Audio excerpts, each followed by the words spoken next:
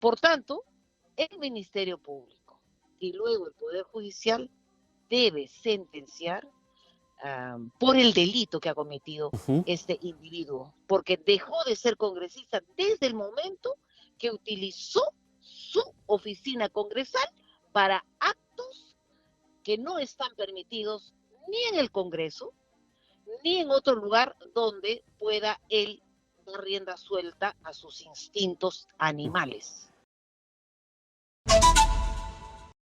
Comunicación estamos con la ex ministra de la Mujer y además abogada, Nidia Vilches. Señora Vilches, ¿qué tal? Buenas noches, bienvenida a Exitosa. Bien indignada por tanto el tema de salud como este último tema que pones en agenda. Este Parlamento, a ver, antes de hablar del Parlamento, usted ha sido ministra, ha sido congresista. Cuéntenos el procedimiento. Yo tengo a grosso modo el entendimiento de cómo se maneja una acusación en ese extremo para que un parlamentario sea desaforado. Hay una lentitud en estos momentos sobre el caso Freddy Díaz, pero por ejemplo, para que un congresista sea desaforado, ¿cuáles son los pasos A, B, C, D, E o los que tengan que darse para llegar a ese extremo de la decisión? El congresista debe ser sentenciado. Solo por sentencia es desaforado un congresista de la República. El procedimiento que ha hecho ahora la Comisión de Ética es eso, Comisión de Ética para ver si obró bien o obró mal, y en este caso el informe ha sido ya sancionado positivamente, pero ese no es el procedimiento para desaforarlo, es el Poder Judicial. Y miren,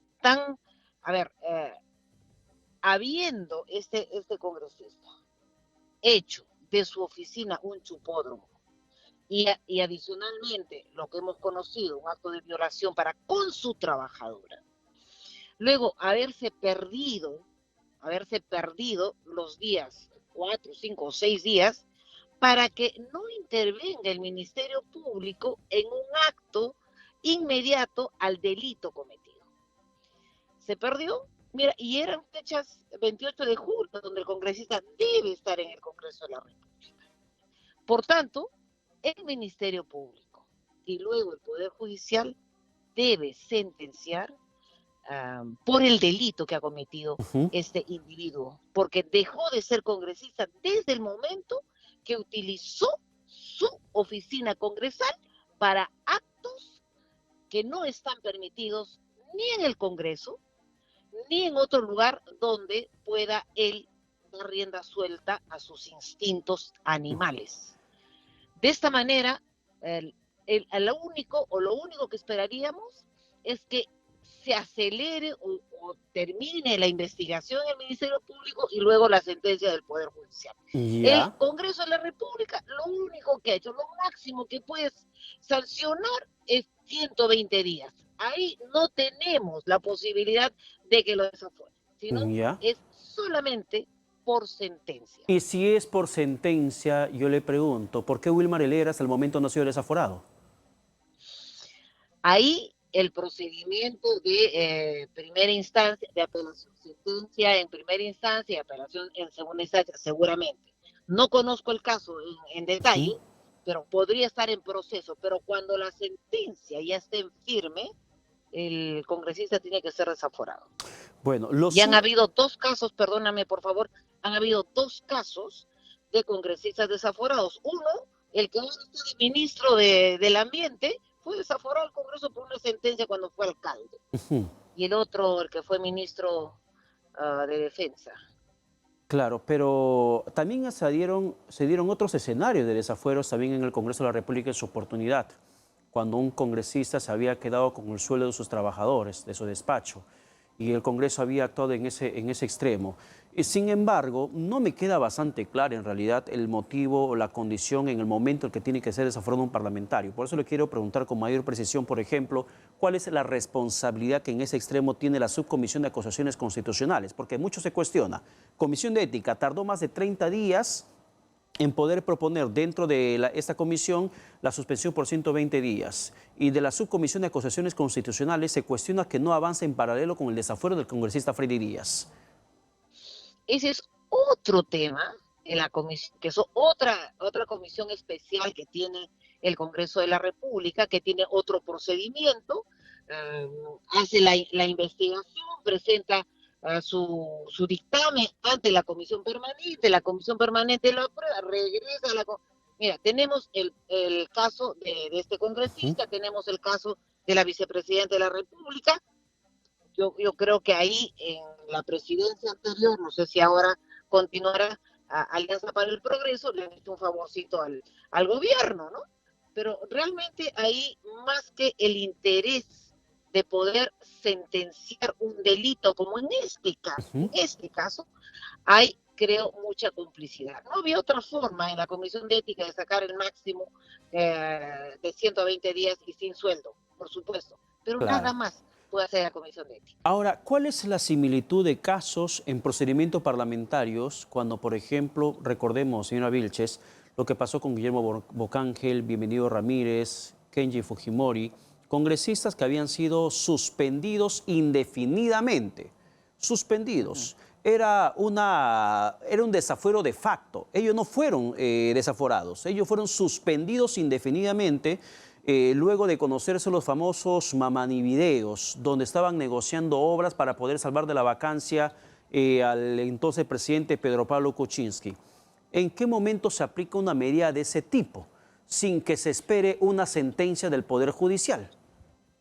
Tú tienes razón en recordar porque, mira, cuántos hechos han sucedido y vinculados a congresistas que han tenido otra Ujú. determinación dentro del Congreso de la República, que ya no ha sido en la Comisión de Ética solamente, sino han sido en comisiones especiales Ujú. que se ha determinado y además en paralelo ha ido al Poder Judicial. O sea, dos ámbitos que han visto y por qué, una muy buena reflexión, por qué en esa oportunidad se sentencia o se determina una separación indefinida y en este caso solamente los 120 días. Hay, para mi concepto y en los procedimientos que hay en estas dos subcomisiones que son totalmente distintas en los casos que están viendo, son solo aquellos que tienen alguna prerrogativa de investigación previa por el cargo político que han tenido. No olvidemos que a los congresistas dejaron de tener inmunidad Ujú. parlamentaria. Claro, En ya, y eso me genera mucho más incertidumbre. ¿Por qué se ha dejado de tener inmunidad parlamentaria? ¿Por qué no se encuentra detenido? Se ha sido denunciado por un tema de abuso sexual. La víctima confiesa, la víctima relata, detalla las condiciones en las que terminó siendo abusada sexualmente, se despertó, vio el abuso sexual perpetrado. Este congresista se esconde durante 3 días. ¿Por qué es que no está preso? Si ya porque dejó de, supuestamente no tiene inmunidad sí, parlamentaria. no tiene, así es. Dejó pasar la flagrancia para que pudiesen investigar y tener todo este tiempo adicional. Porque de haber sido intervenido al día siguiente, inmediatamente estaba preso. Este ha tenido no solamente el delito en el Parlamento, en el Congreso de la República, el primer poder del Estado, sino también ha tenido, seguramente ya con la asesoría de sus abogados, a perderse. No olvides incluso que hasta el padre le dijo, entrégate. Es el Sí. padre de este congresista. Sin embargo, dejó ese tiempo que evalúa el Ministerio Público de la flagrancia y luego tiene que hacer la investigación. Debería tener una detención preliminar, pero lo ha planteado, lo ha planteado la Fiscalía, ¿no? Exacto. Ahora, señora Vilches, yo le quiero llevar ahora el tema a un ámbito del manejo político. ¿Por qué cree usted que no se siente mucho la presencia del Ministerio de la Mujer en este caso? Siendo un hecho emblemático, siendo un hecho de bastante repugnancia, tratándose de un vejamen perpetrado en el despacho de un congresista dentro del Congreso con alcohol de por medio, dopando, inhibiendo de sus facultades a la víctima en el propio Parlamento. Y el Ministerio de la Mujer no se oye padre, señora Vilches. A ver, en un año de funcionamiento o de gobierno de Pedro Castillo, hemos tenido en el Ministerio de la Mujer personas comprometidas con el tema, pero más comprometidas con callar algunas cosas o simplemente hacer el favor de colocar a alguna gente en el ministerio. Debo mencionar, por las mismas personas que trabajan en el ministerio, conozco de cerca que está muy venido a menos el trabajo de confrontar la violencia y en esos casos emblemáticos, estar al lado de la víctima y hasta lograr Ujú. hacer bulla.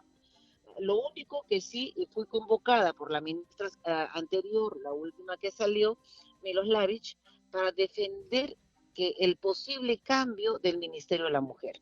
Yo le dije es irrelevante en tanto ella no informe en el Congreso de la República qué está haciendo en el ministerio.